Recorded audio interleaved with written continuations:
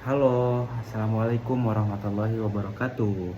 Perkenalkan, nama saya adalah Willy Ramdaniansyah. Saya dari Prodi PGMI semester 4. Nah, di sini saya akan menjelaskan mengenai pembelajaran Al-Quran Hadis. Lanjut ke slide yang kedua, yaitu latar belakang.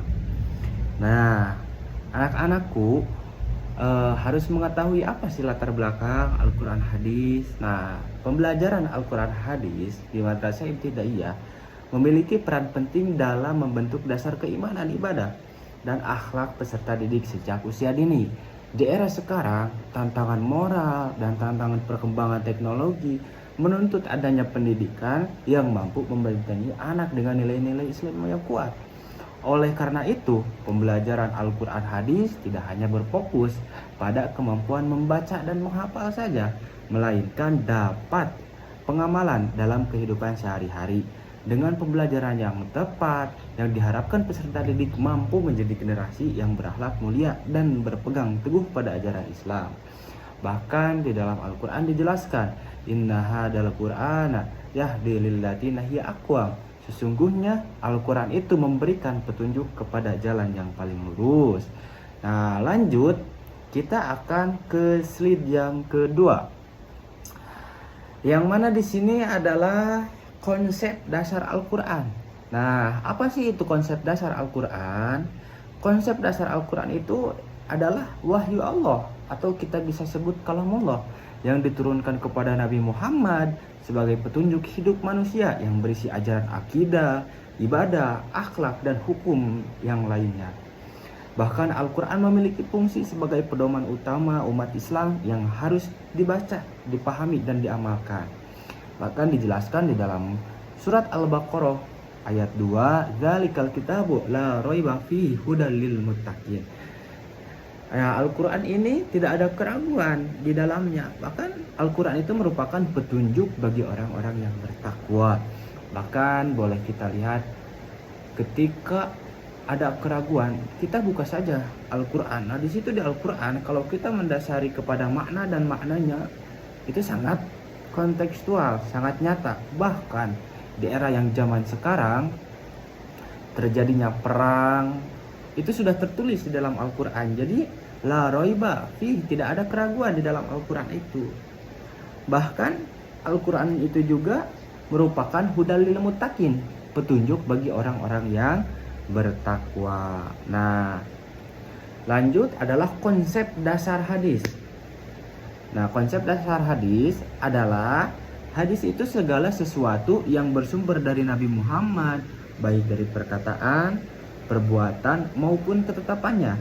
Bahkan hadis berfungsi sebagai penjelas Al-Quran dan menjadi sumber hukum kedua dalam Islam. Bahkan di dalam Al-Quran juga dijelaskan di dalam Quran surat Al-Hasyr ayat 7, wa ma atakumur rasulu fakhuduhu wa ma nahakum anhu fantahun. Apa yang diberikan Rasul kepadamu maka terimalah, dan apa yang dilarangnya maka tinggalkanlah. Nah, jadi hadis itu merupakan sumber kedua dari hukum Islam, karena hadis dan Al-Quran itu memanglah sangat penting dan tidak bisa dibedakan. Al-Quran itu merupakan kalamullah, sedangkan hadis adalah segala sesuatu yang bersumber dari Nabi Muhammad, baik dari perkataan, perbuatan, maupun ketetapannya. Fungsinya apa sih? Fungsinya yaitu sebagai kita agar bisa mencerminkan atau berperilaku baik layaknya seperti Rasulullah. Makanya ada hadis yang membahas perilaku, yang membahas perbuatan, perkataan, maupun ketetapannya. Nah, lanjut. Yang selanjutnya adalah urgensi pembelajaran Al-Quran Hadis di MI. Yang pertama, pembelajaran Al-Quran Hadis sangatlah penting untuk menanamkan dasar keimanan, membentuk akhlak, serta membiasakan peserta didik hidup sesuai ajaran Islam sejak dini.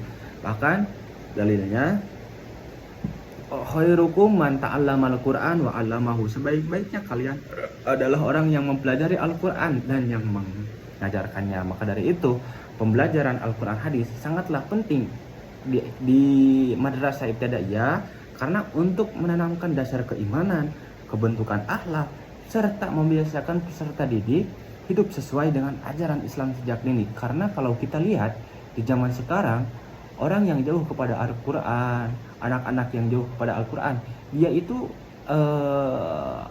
kehidupannya seperti kosong, yang tidak terlihat akhlak dan etikanya, yang sehingga pentingnya pembelajaran Al-Quran, hadis, DMI, karena salah satunya adalah membentuk akhlak yang mulia.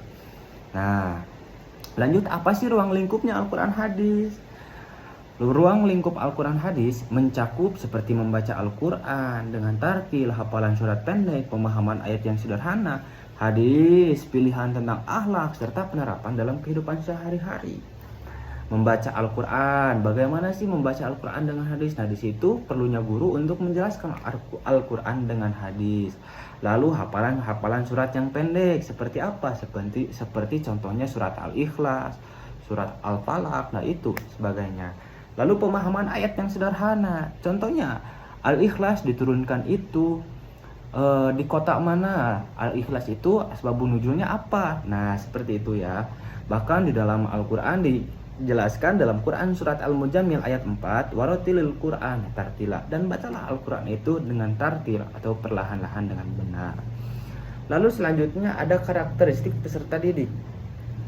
Nah, gimana sih karakteristiknya peserta didik?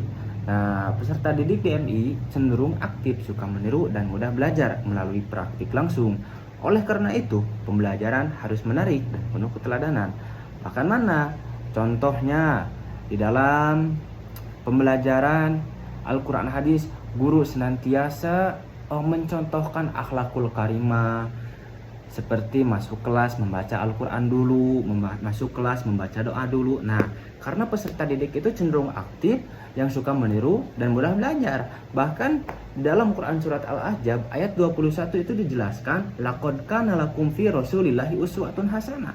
Sungguh telah ada pada diri Rasulullah itu apa? Suri tauladan yang baik. Lalu selanjutnya adalah pendekatan dan model pembelajaran.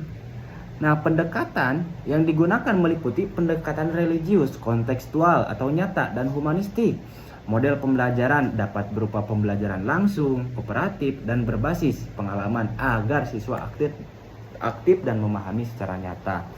Jadi pendekatan yang digunakan bukan hanya sekedar teks saja, melainkan seperti bermain, seperti kita bermain Al-Quran, bermain atau menjelaskan secara humanistik, kontekstual, dan bisa juga melakukan pembelajaran yang kooperatif. Bahkan di dalam Quran surat An-Nahl ayat 125 itu dijelaskan, ud'u ila sabili rabbika bil hikmati wal mau'izatil hasanah. Serulah manusia itu kepada jalan Tuhanmu dengan hikmah dan pelajaran yang baik. Agar apa? Agar siswa itu merasakan kenyamanan ketika pembelajaran Al-Quran hadis, agar siswa itu merasa tidak bosan, agar siswa itu merasa excited lah, bahasanya itu excited dalam pembelajaran Al-Quran hadis. Nah, karena kalau kita tidak bisa melakukan pendekatan dan model pembelajaran DMI, maka itu pembelajarannya akan monoton, akan membosankan. Lalu ada strateginya. Apa sih strateginya? Strategi pembelajaran meliputi pembiasaan keteladanan dan pengulangan. Metode yang digunakan seperti ceramah, tanya jawab, hafalan, demonstrasi, dan cerita agar siswa lebih mudah dipahami. Contohnya seperti apa nih strateginya? Seperti ada yang disebutkan dengan ceramah.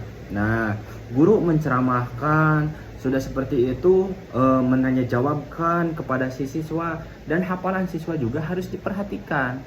Nah, untuk apa adanya strategi? Yang pertama adalah untuk pembentukan belajar di kelas itu tidak terasa sulit dan siswa mudah memahaminya. Bahkan dijelaskan di dalam hadis riwayat Bukhari dan Muslim, yashiru wala tu'ashiru. Nah, wabashiru wala tunafar. Permudahlah dan jangan mempersulit. Berilah kabar gembira dan janganlah membuat orang lain lari. Nah, langsung saja kepada kesimpulannya. Jadi, pembelajaran Al-Quran hadis di Madrasah Ibtidaiyah merupakan fondasi utama dalam pembentukan karakter Islam melalui peserta didik. Nah, dijelaskan di dalam Quran surat Al-A'la, fadzakir nafaatid dzikra, maka berilah peringatan karena sesungguhnya peringatan itu adalah bermanfaat. Terima kasih.